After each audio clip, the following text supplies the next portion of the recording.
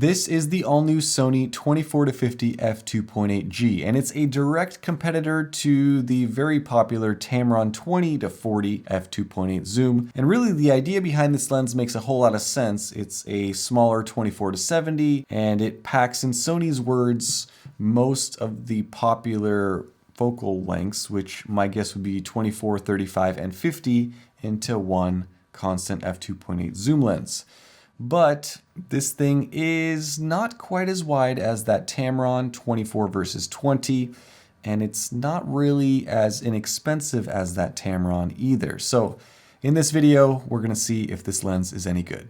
As this is a pre-release lens that Sony let me borrow for a few weeks, I don't have retail packaging, but my copy of it came with lens caps and a lens hood. Let's start with the size. For a full frame lens, it's very compact, certainly small for a constant f2.8 zoom. Compared to the Sony 24-70 GM2, this lens is 28mm or just over an inch shorter, and it's 255 grams lighter or just over half a pound of weight savings. The build and finishes are typical Sony, that is, they are very good. This being only a G lens might make you think that it feels cheap or worse than a GM, but to me it doesn't. It's a well-made lens. Starting at the rear, there is a metal mount, electronics, and a weather sealing gasket. This 24-50 has a dust and moisture resistant design, as well as a fluorine coating on the front element that repels water and oil. There is a dedicated aperture ring which has a switch for the click, and it moves just as smoothly as it does on any premium Sony lens. In front of that is a zoom ring which has a very short rotation, but it is smooth with minimal effort required to move it. As you rotate it, the front barrel does extend out about an inch to give you that wide 24mm field of view. On top there are lens specs embossed, a nice little G logo here, focus hold button, autofocus manual focus switch, and a Sony logo on the other side. At the very front there is a manual focus ring that is completely electronic but smooth to rotate in both directions. Around the front there is a nice sized front lens element, lens specs again, minimum focus distance of 0.19 meters, and a 67mm filter thread. Inside there are a handful of fancy elements, an 11 circular bladed diaphragm, and 2 linear motors to control autofocus. The autofocus on this lens is designed to keep up with even the new A9 III's 120 frames per second. The overall size and design of this lens reminds me a lot of the 16-55G for APS-C. They feel very similar, both are f2.8 zooms, although the 16-55 extends as you zoom in, and it is a longer lens overall. Anyway, mounted on my A7C, this new 24-50 makes for a nice combo. One of the first things that I thought when I heard about this lens is that it's an ideal kit lens for full frame cameras. And certainly if you want a lens that will cover most of what you need at a relatively fast f2.8 aperture in a compact size, this lens makes sense. But let's see what this lens is capable of on my trusty Sony A7C, which is now an pretty old full frame camera. All of these are straight out of the camera, no editing, no post-processing, no fancy work. Ready, set, go.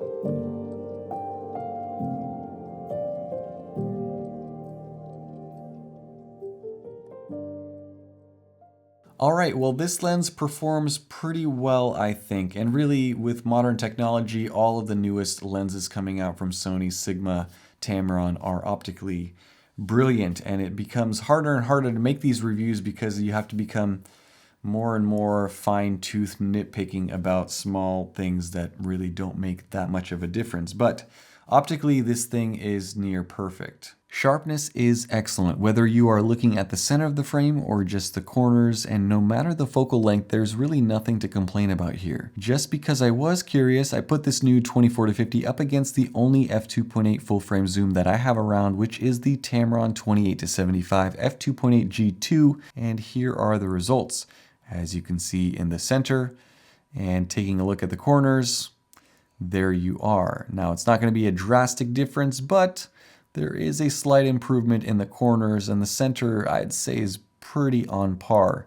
But if you want absolute sharpness across the frame, I'd say the Sony has the edge here. Vignetting is not an issue with this lens. Barrel distortion, really not an issue. That's as long as you keep in-camera corrections on. Even pesky chromatic aberration, while seemingly unavoidable, it's very well controlled to the point that it is impressive. There is a little bit of green and purple at times, but compared to lenses of old, this is absolutely impressive performance. Flare performance is pretty good. There is some loss of contrast, and you can see some colors and elemental reflections as you move to the side, but this is better than a majority of zoom lenses that I've tested. And when it comes to focus breathing, Sony claims that it is, quote, reduced, but I don't know how to quantify that. There is some focus breathing if you rack from one end to the other. It's not as bad as some lenses, but it's also not as good as a cinema lens or even the Sigma 70-200 that I recently reviewed. That lens basically has no focus breathing without any fancy breathing compensation programming, but this lens is compatible with Sony's focus breathing compensation. Autofocus performance is excellent whether you are taking portraits or recording video. Tracking and autofocus is as good as any lens that I've tested. The linear motors are silent, they are quick, and they are accurate. This lens doesn't have the fancy XD linear motors out of the GM line, and it only has 2 motors instead of the 4 in the 24-70 GM,